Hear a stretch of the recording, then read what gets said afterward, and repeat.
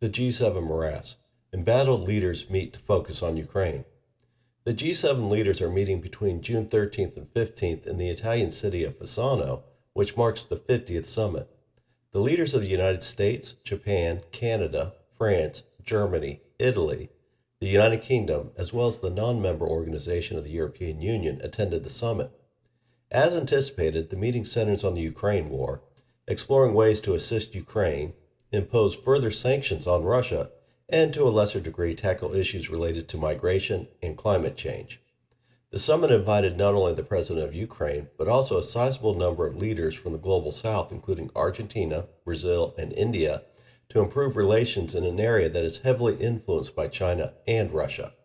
The summit, instead of a show of unity and strength, however, demonstrated that the world is more polarized, closer to conflict, and how limited the electoral fragile leaders of the G7 are to be decisive. The G7 countries consist of democratic nations with robust rule-based systems. As a result of democratic processes, occasionally some of the participants are in a delicate political position or new leadership that takes the country in a different direction than the prior year when that country attended the summit. This year is markedly different, as all countries, except for Italy, are experiencing some form of political pressure. Most importantly, President Joe Biden has historically low approval ratings going into the 2024 elections in November and cannot afford to make bold decisions that could further erode his electoral popularity. French President Emmanuel Macron called snap elections in France after his party was severely beaten by his political rival Marine Le Pen's party. German Chancellor Olaf Scholz, ruling coalition, was also badly beaten in the European elections, so he is also politically weakened. Japanese Prime Minister Fumio Kishida is historically unpopular after a fundraising scandal by his party and calls for snap elections in the fall by his opposition. United Kingdom Prime Minister Rishi Sunak called for elections for July 4th, 2024, and his party is expected to lose as well. Justin Trudeau, Canadian Prime Minister, is unpopular at home, and his ruling party is most likely to replace him as party head before the next elections in 2025. Italian's Prime Minister Giorgia Meloni, a European conservative, is the exception and is widely popular in the country, but has only been Prime Minister for 2 years. European Commission President Ursula von der Leyen, who represents the EU at the G7 summit, is also in a delicate political position after European Parliament elections, but as of now, she is still viable because there is no other consensus candidate to replace her. Weak leaders are leading this year's G7 summit, and outside of Italy, they could potentially lose their positions by the time of the 2024 G20 summit in Rio de Janeiro in November. This implies that the next summit in 2025 may reverse or significantly alter any agreements reached at this year's summits. With a largely embattled G7 leadership backdrop, the primary agenda item for the summit was to support Ukraine and punish Russia over the war. Japan signed a 10-year non-lethal aid agreement with Ukraine.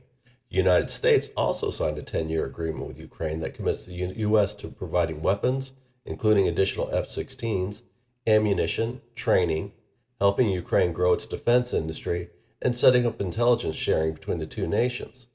The agreement did not designate the level of support, but it did set expectations that the U.S. President would work with Congress to establish the funding. The agreement also requires Ukraine to enact judicial and anti-corruption reforms as part of their commitments. Following the agreement's signing, President Biden clarified that U.S. troops would not engage in combat in Ukraine, and he prohibited the use of U.S. weapons for deep strikes or offensive strikes into the Russian territory, thereby establishing another red line. The agreement includes provisions for Ukraine to participate in joint military maneuvers with the U.S. and its allies. This is most likely a consolation to Ukraine, as it is unlikely that Ukraine will be offered NATO membership at the NATO Washington Summit in July 2024.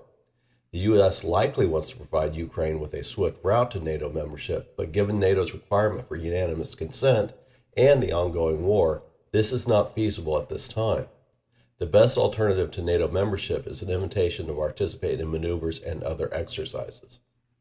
The problem with the agreement is that President Biden will not submit it to the U.S. Senate as a treaty, so it is non-binding to the current or any future administration. The agreement is largely symbolic and has political and could be used as political leverage against any administration that attempts to exit or alter it. Furthermore, President Biden can evade scrutiny of the judicial and anti-corruption reform aspects of the agreement by not presenting it to the Senate, given his role as vice president in 2019 and his role in the firing of Viktor Shokin over U.S. loan guarantees. The G7 leaders also reached an agreement to support Ukraine by giving it a $50 billion loan. The loan is backed and most likely will be paid back using the interest from $300 billion of Russian assets that were frozen by the West to punish Russia for invading Ukraine in 2022. The assets generate about $3 billion in interest each year. The EU opposed the U.S.'s original plan to seize the entire $300 billion for Ukraine as illegal, leading to a compromise where the interest would be used while keeping the principal intact. This could hurt foreign investment, especially from the global south, as ventures can be now subject to the political whims of the G7, which is a fact that Russia's foreign ministry points out. This assumption could be hyperbolic, but the West never sees interest in the frozen Iranian assets dating back to the 1970s, so there is some truth to the criticism. This is new territory for the G7, and Russia, as expected, threatened retaliation, but did not elaborate. The G7 members agreed to tighten sanctions against Russia as well as those entities and countries that assist Russia in avoiding sanctions. The members called on Iran to stop its nuclear weapons ambitions and to stop selling weapons, mainly ballistic missiles, to Russia for its use in Ukraine. It threatened significant but unspecified measures against Iran if it sends missiles to Russia. The G7 members also cautioned China against aiding Russia in its war against Ukraine by supplying dual-use equipment and materials that Russia could utilize to boost its defense industry. European leaders see China's support for Russia as a direct threat to European security, necessitating a more direct response to curtail this support. The most likely outcome is more financial sanctions against companies and individuals in China. The G7 is also focusing on issuing warnings about other methods of circumventing sanctions, such as third-party sales. This occurs when a country attempting to circumvent sanctions sells goods to a Central Asian nation, such as Kyrgyzstan or Kazakhstan, who then resell the goods to Russia. These former Soviet republics have close economic ties with Russia, but also want to have open markets to the West. Given their history and close proximity to Russia, the imposition of harsh sanctions by the West would inevitably push these countries further into the Russian camp. The leaders focused on sanction loopholes, identified a shadow fleet of ships that aid Russia in circumventing Western sanctions imposed on its oil and gas trade. 31% of Russian budget comes from oil and gas revenues, so the West is trying to tighten up sanctions on its oil trade without causing an energy price spike. Despite the sanctions, the Russian oil revenue continues to increase, which is enabling it to fund its war as its economy and the world market have adjusted to the sanctions.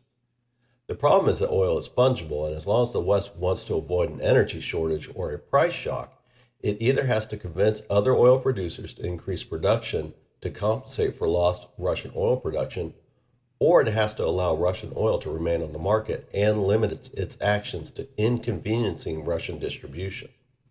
The West does not want price spikes, and it cannot convince oil producers to produce more oil, especially with strong green lobbies in the West. Russia's ability to sell its oil and finance its war, albeit with some inconveniences to distribution and pricing, has gained acceptance by the West. The G7 is allocating time to invite world leaders from the global south to join in the bilateral talks with the G7 leaders. With its emerging economies and influence of BRICS, which are non-aligned or aligned with China, Russia, and India, in a loose formation that is generally opposes Western-centric global economic systems, the global south is becoming increasingly relevant in global economic affairs. The result is that a large part of the world are largely ignoring or refusing to participate in global sanctions against Russia, or outright supporting Russia. The G7 leaders are attempting to court countries like India, Brazil, and Argentina to help weaken Russia and China by creating a bloc that is closer to those two countries than to the traditional West. This year's G7 meeting has focused on focused and relatively bold agenda for an organization that finds most of its leaders in a weak position at home. Often, domestically challenged leaders will turn to international politics to escape domestic troubles, and this appears to be the case with the current set of leaders who go to Italy to escape their domestic issues.